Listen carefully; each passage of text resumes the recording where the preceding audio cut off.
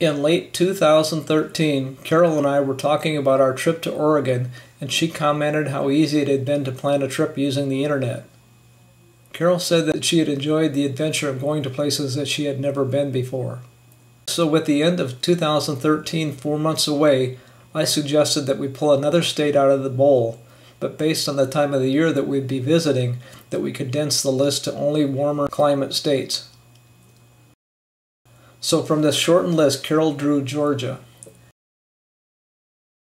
After a couple of weeks of planning, I booked our flight to Atlanta for November 30th, 2013. But then a week after I booked and paid for the airline reservations, I got sick. I ended up being off work for 2 weeks and spending a complete week in bed and losing 30 pounds. We talked about canceling the trip, but knew that our airline tickets were non-refundable. As the trip got closer, I was feeling better, but was still very weak. As long as we limited our walking, I felt that I would be fine, and I rationalized that forcing the exercise might be a good thing.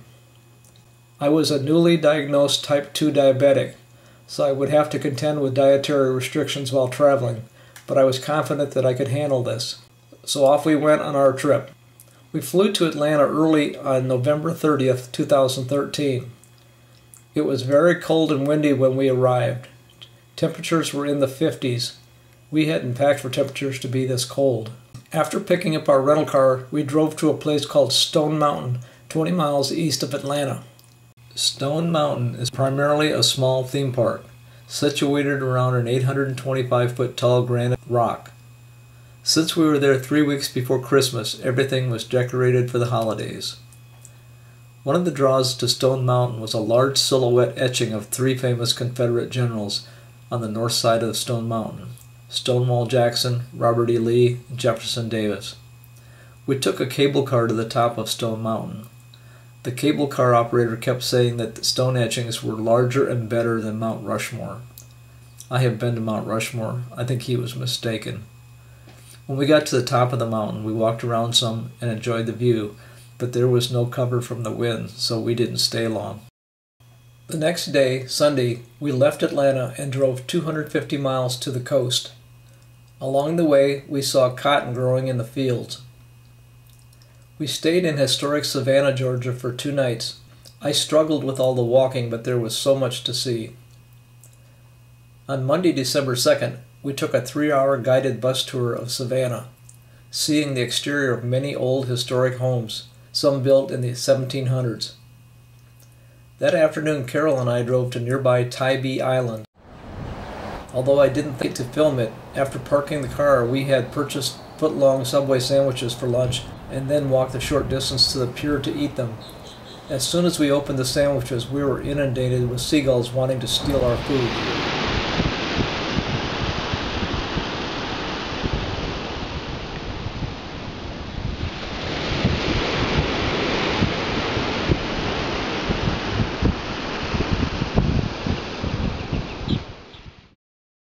On the way back to our motel, we stopped at Fort Jackson on the banks of the Savannah River. Fort Jackson had been restored, but was originally constructed between 1808 and 1812 over an old earthen battery from the American Revolution.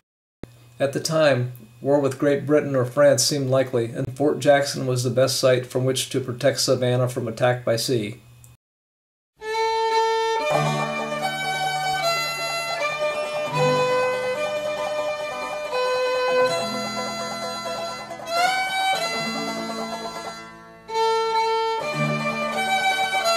When we came out of the fort, we saw a large ship coming up the river toward Savannah.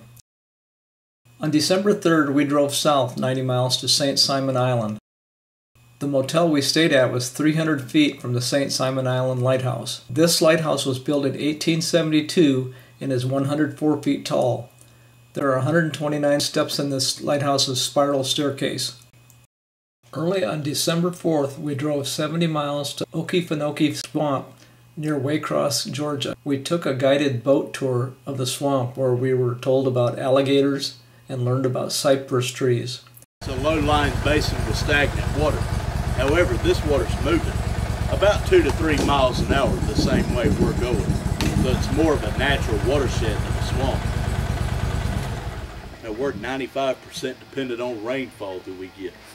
If it gets too low, sooner or later it'll drop completely out and we won't be floating, we'll just be walking.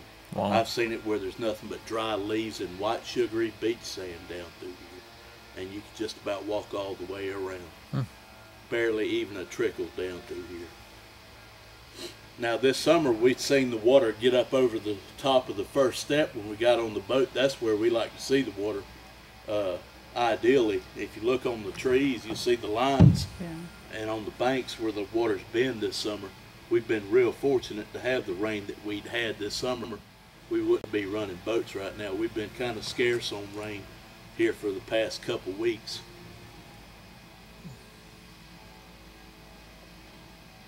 Now we got 34 different species of fish. That includes largemouth bass, warmouth, bluegill, catfish, and pike. 37 different species of snakes, 5 of which are venomous, including the eastern diamondback rattlesnake, timber rattlesnake, pygmy rattlesnake, the cottonmouth, and the coral snake. That coral snake is the most deadly out of them all. He carries a neurotoxin just like a cobra. And what color is it then, kind of coral? They're actually red, black, and yellow. There's actually 2 snakes that look almost identical.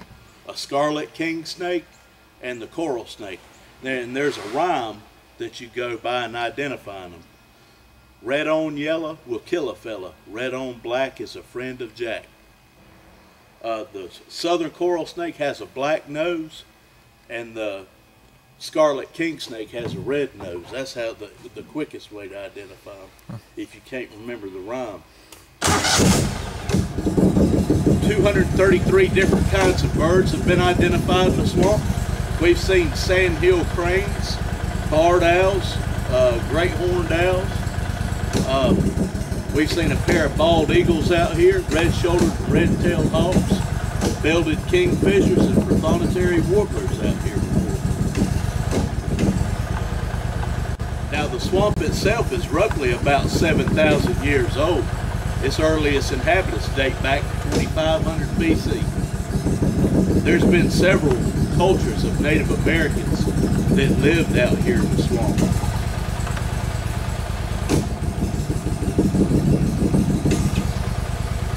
Now the last tribe of Native Americans that lived out here were the Seminoles. The Seminoles were the only tribe that never signed a peace treaty with the United States. They're actually devised of a couple different tribes. Actually, some were Creek, some of them were Muskogee, and there got to be so many of them breaking rules, they got ostracized out of different tribes, and they just kind of formed their own tribe, and that's how the Seminoles became to be.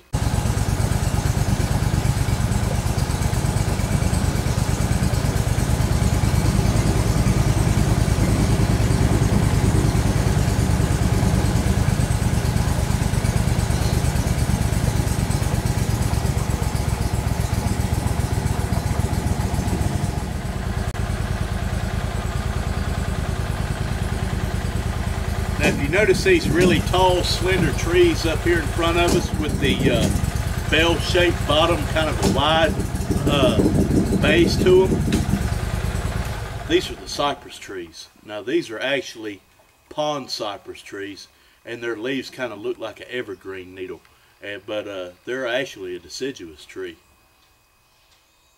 They're not an evergreen, obviously. But we also have another kind of cypress called a bald cypress, and their leaves kind of look like a chicken feather. Now, peat moss is also used by the female alligator to make their nest. And she'll mound it up on a piece of dry land or a little old bank away from the water, like this little mound of debris right here. And if you look on it, you see some little fragments of eggshells. She'll lay between 35 and 50 eggs in that nest. Cover them up, and as that peat moss rots and decays, it produces heat and incubates the eggs. Anything 86 degrees and above, you're going to have male alligators. Anything down below 86 degrees, you're going to have females. And it takes roughly about 90 days for them to hatch. These guys right here are about 5 years old. Really? That one looked really small that was here.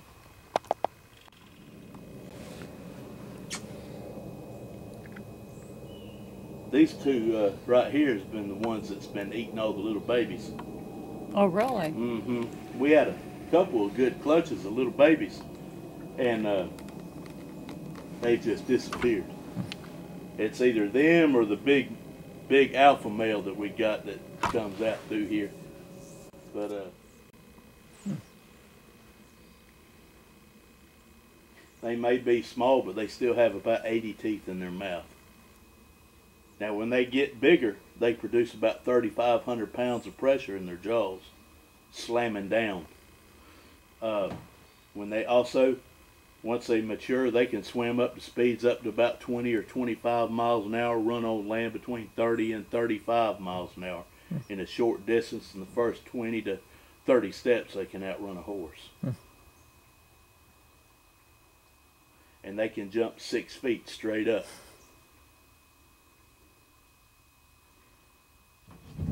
Those ridges up there on his back right there, they're not really pronounced because he's fairly young.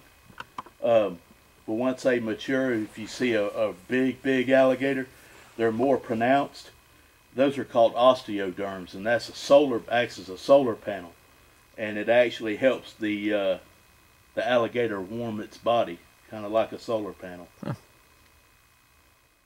A cypress knee is a distinctive structure forming above the roots of a cypress tree growing in a swamp. Although they don't know for sure, some scientists think that they help oxygenate the tree roots. Other scientists believe that they are used to help anchor the tree in the soft, muddy soil. The next day, Thursday, December 5th, we turned northwest and started heading back toward Atlanta. We would drive 211 miles to Columbus, Georgia that day. When we arrived in Columbus, we found a walking trail along the famous Chattahoochee River. The next morning, we stopped in Warm Springs, Georgia, on our way back to the Atlanta airport. President Franklin Delano Roosevelt spent much of his time here because of his polio. Once governor and then President Roosevelt felt relief by soaking in the warm natural springs nearby. While in Warm Springs, Mr. Roosevelt stayed in this small cottage. We toured the small museum that was erected in 1997. This was the last car driven by FDR, a 1938 Ford convertible. The brakes and gas pedal were hand-operated because of his paralysis from polio. After touring the museum in Warm Springs, it was 70 miles back to the Atlanta airport, where we caught our flight home. This concludes our trip to Georgia, the 5th state that Carol and I have visited together. While drawing a state out of a bowl may not be for everyone, it adds an interesting level of excitement and anticipation to the trips we've been taking. Hope you enjoyed this video. Please give us a thumbs up if you did, and subscribe if you would like to be notified of future trips. Thank you.